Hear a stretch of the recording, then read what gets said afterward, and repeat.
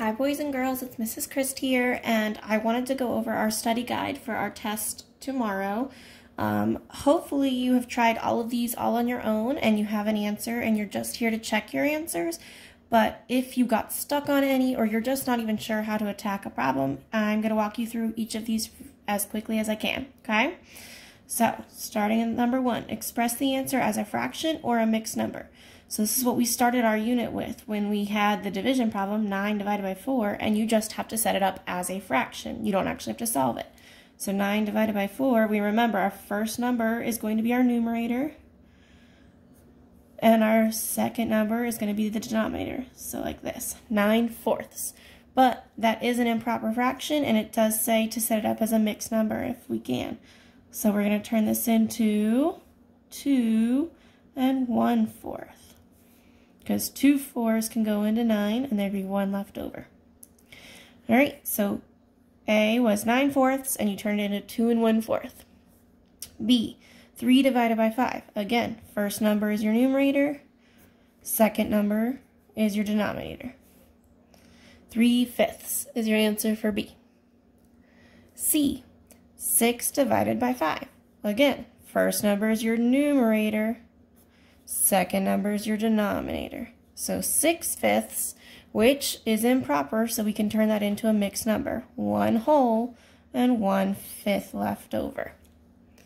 Okay, so for the first set, A is 2 and 1/4, B is 3/5, and C is 1 and 1/5. Okay?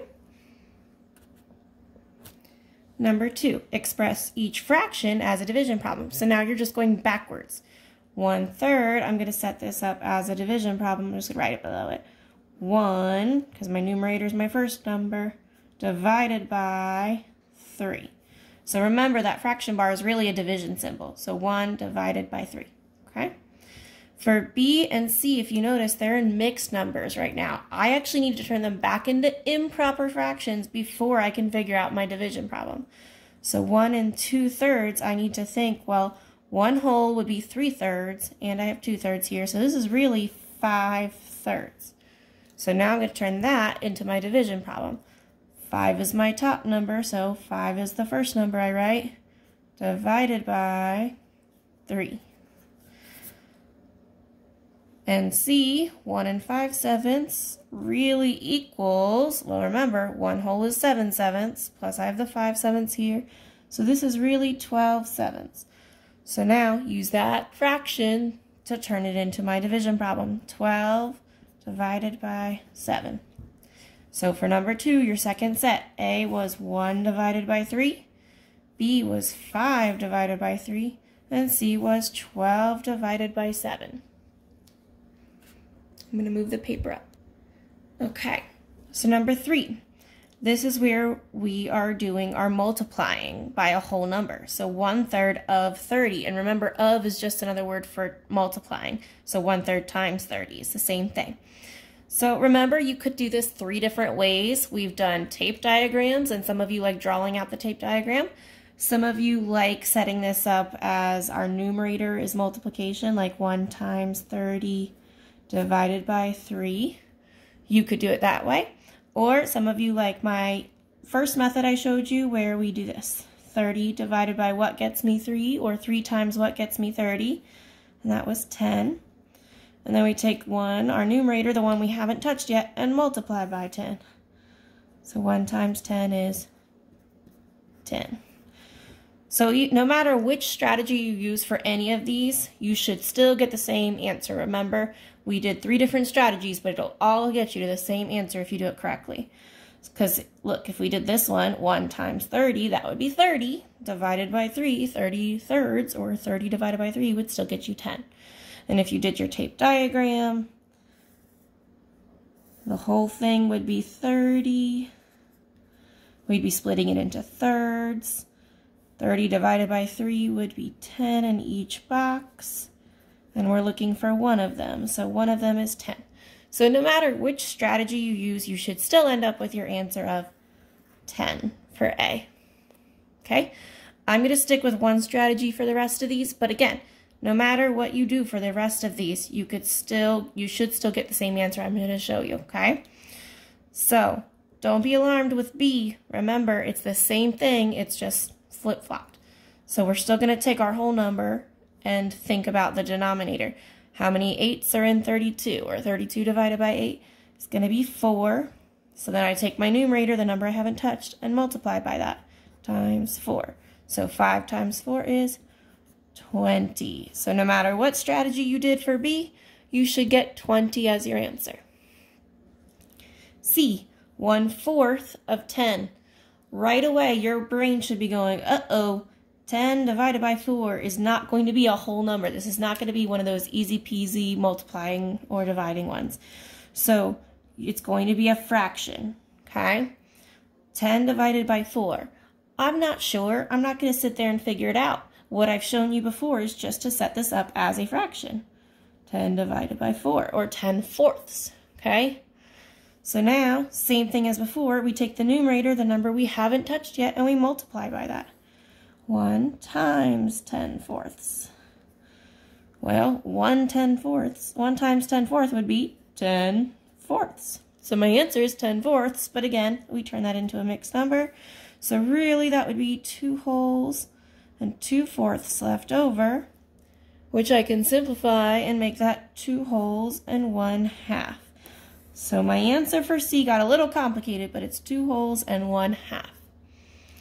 Again, no matter which strategy you did, tape diagram, numerators across, whatever, you should still end up with 10/4, which would equal 2 2/4, which we simplified to 2 1/2.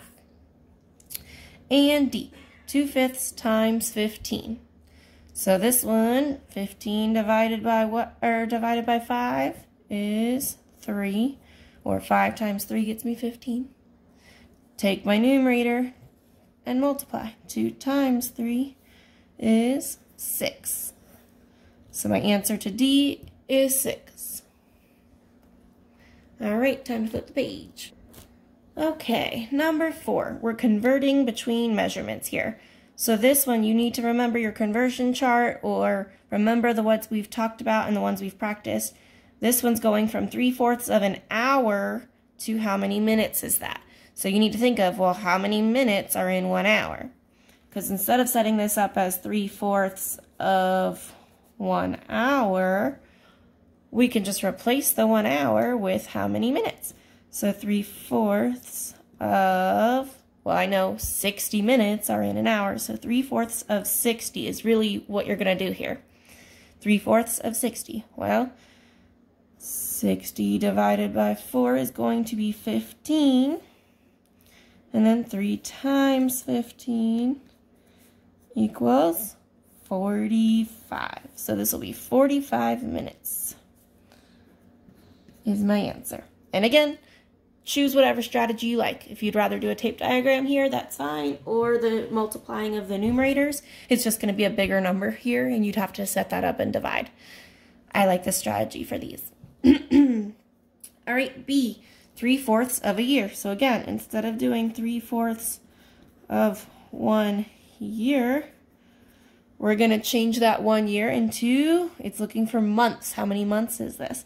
So instead of writing 1 year, you're going to go 3/4 of 12 months, right? And do the same thing, whatever strategy works for you. 12 divided by 4 is 3. So I take my numerator, 3 times 3, and I get 9. So my answer is 9 months. All right, moving on down the page. Number 5, A and B. So these are the ones that were really challenging for us. So try your best. We are taking the word form of this expression, and we have to write it out, the equation, and then we also have to solve the equation. So for A, it says 1/4 of the sum of 6 and 10. So if you remember when we did this horrible lesson, I gave you a clue. I said, look for those key words that mean answers.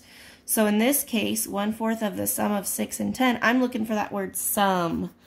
That means the answer to an addition problem. So I know I would need to solve that before I do anything else. So sum of 6 and 10. So that's going to be what I put in the parentheses. 6 plus 10. Because I would need to solve that before I can do 1/4 of that. Okay, so once I've figured out this, I'm going to set up 1/4 of 6 and 10. Okay, so this is how you should have set yours up. 1/4 of, or times, and then in parentheses, 6 plus 10. Well, order of operations, we start with our parentheses. 6 plus 10 is going to be 16. Bring down everything else. 1/4 of 16. And again, pick whatever strategy works for you. 16 divided by 4 is 4. 1 times 4 is going to equal 4. So, your equation was 1/4 of parentheses 6 plus 10 and the parentheses. And your answer, once you solved it, should have gotten you 4. All right, for B, 3 times 2/3 of 15. This one's a little bit more challenging because it doesn't have any of those key words I told us to look for, like sum or difference or product or quotient. It doesn't use any of those answer words. So we just need to set it up as best as we can, going from left to right. 3 times 2/3 of 15. So this one goes from left to right, exactly how it's written in word form. 3 times 2/3 of 15. But here, again, I need to think of what I need to do first. I have to figure out what 2/3 of 15 is before I can multiply. So really, if you want to, you could even put this in parentheses so you remember to start here. So 2/3 of 15, well, 15 divided by 3 is 5. 2 times 5 is 10. So really, this whole part equals 10. And then I bring down the 3 times 10, and I get 30. So my answer for B is 30. Okay, moving on to the third page. Number 6. This is a word problem with fractions in it, and it's got A, B, and C, but it's really not as hard as it might look. It says, Mrs. Christ has 24 students. She gives 2/8 of her students a green pencil, 1/3 of her students a blue pencil, and the rest get red pencils. So for A, how many students get green pencils? All you need to do is look back up at the problem and it says 2/8 of her students get green pencil. So 2/8 of how many students did I have in this problem? 24. So 2/8 of 24 is my problem here. All you gotta do is what you've been doing, whatever strategy works for you. 24 divided by 8 is 3. 2 times 3 gets me 6. So in this case, I need to write it with words because it's a word problem. I need to answer with a sentence. 6 students get green pencils.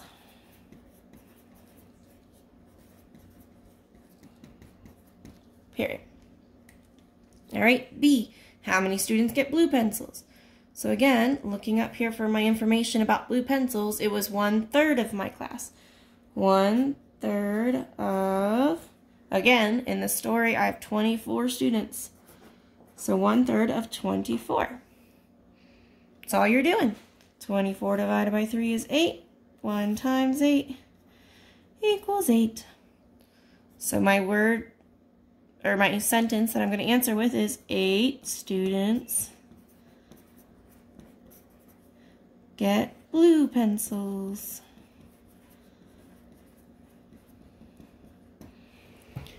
Okay, C, how many students get red pencils? Well, if you look back up here, there's no more fractions. It just said the rest of the students get red pencils. So I need to take the information I already have. Well, I know 6 students get green pencils plus 8 students get blue pencils. So 6 plus 8 was 14. Oops. So far, I know 14 of my students get either a green or a blue pencil. I need to take 24 students and subtract out the 14 that I already know about to see how many get red pencils. So 24 minus 14, 4 minus 4 is 0, 2 minus 1 is 1. 10 of my students are going to end up getting red pencils because that's how many I have left over. So again, 10 students get red pencils would be my answer here. Okay. Don't forget tomorrow on the test to make sure you show your work and you write a sentence to answer it. Remember, those are also points for the test. All right, last page. Number 7 and 8 are line plots. So actually on the test, I believe I started with this, but either way, you're still gonna have to create a line plot using the data, and then over here, I'll give you a line plot and you'll have to answer a couple questions. So we're almost done. First off, creating a line plot with this data. You need to look first and figure out how many holes we're going to have on this line plot. So look at your whole numbers. We have a 1, a 2, a 2, a 3, a 3, a 2, a 3, a 2, a 3, and a 2. So I know, obviously, I'm going to still start with 0 down here. And my highest whole number was a 3, and I have a fraction over it. So 3 1/4 is my highest thing. So I know I'm going to still have to go all the way up to 4 as my ending here, because it's 3 and something else. So now I'm going to split up my 0 to 4 into my whole numbers. So this would be 2 would be right in the middle. 1 hole would be here. 3 holes would be here. Okay, so start off looking for your whole numbers, setting those up first. Then I always immediately cut them in half. So here's 1/2. This would be 1 1/2. Between these would be 2 1/2. Between these would be 3 1/2. Next up, looking at our other fractions and see what we need to cut the rest of these into. I've got 1/4, 1/4. So it looks like I'm cutting them into 4s. I've already cut them into half, so I just need to add 1/4. This would be 2/4, and that's 3/4. So I just need to add my 1/4 and my 3/4 for each one. Here's 1 1/4, 1 3/4. Here's 2 1/4, 2 3/4. 3 1/4, and 3 3/4. Okay? So that's what my line plot looks like so far. Now I need to actually add the x's for each of the data points they gave me. 1 1/4. So I find that on my line and I write an x above it. And as soon as you do that, cross it off, please. It helps you to stay organized so you don't write too many. Next one is 2 1/2. So again, find it on your line, write an x, cross it off. Next one is just 2 holes. X, cross it off. Then I have 3 holes, so put an x here, cross it off. Next one is 3 1/4. Put an x here, cross it off. The next one says 2 1/4. So put an x here and cross that off. 3 holes. So I'm going to put a second x above 3 holes and cross it off. The next one says 2 1/2. So again, I'm going to put a second x above 2 1/2. Cross it off. 3 holes is my third x, and 2 holes is going to be my last one. So your line plot should look like this. All right, last one, number 8. The line plot here shows the weight baby bunnies rounded to the nearest 1/4 of pound. Okay, let's look at our 2 questions. How many baby bunnies were weighed, and then how much do the baby bunnies weigh altogether? So let's look first at how many bunnies were weighed. All you have to do for this one is count up your x's. This is going to show you how many data points there were. 1, 2, 3, 4, 5, 6, 7, 8, 9. So here it's 9 bunnies were weighed. That's it. You don't have to show any work here. You just had to count the x's and tell me how many. So 9 bunnies were weighed. And the very last one, how much do the baby bunnies weigh all together? This is where you need to actually start strategizing here how you're going to add them up. You're going to take this 1x, which is 1/4, and add. Here I have all my halves, but let's look at how many halves I have. 1, 2, 3, 4. 4 halves is really 2 holes, right? 1/2, 1 hole. 1 1/2, 2 holes. So I'm going to write 1/4 plus 2 holes, which really takes care of all of my halves. Okay. Next I have 3/4. I'm just going to add that. So 1/4 plus 2 wholes plus 3/4. Cover that up. Now I have 2 above the 1. So this is really 1 hole and 1 hole, which is 2 holes again. Cover that up. And my last one, my last X is above 1 and 1/4. From here, it's up to you how you want to do this. If you just want to stack them all up and add, that's fine. You totally can. Or for me, I would look for my whole numbers first. 2 plus 2 plus 1 equals 5 holes. 2, 4, and 1. It's 5 more, or it's 5 holes. And then I'd count up my fourths. 1/4 plus 3/4 plus 1 more fourth. So 1 plus 3 plus 1 would be 5/4. 5 holes and 5/4. But wait a minute, 5/4 is improper. It would actually be a whole one here. So really this would be 1 hole and 1/4. So I need to add 1 hole here and do a 4th instead. So this would be 6 holes and 1/4. Okay, that's your real answer here. So you would write it out with a sentence. The baby bunnies weighed 6 1/4 pounds all together. And if you want to write LBS for pounds, that's okay with me. Period. All right, guys, I know that this was a very long video, but I wanted to walk you through the whole thing so you could really check your answers this time and be prepared for tomorrow's test. Good luck!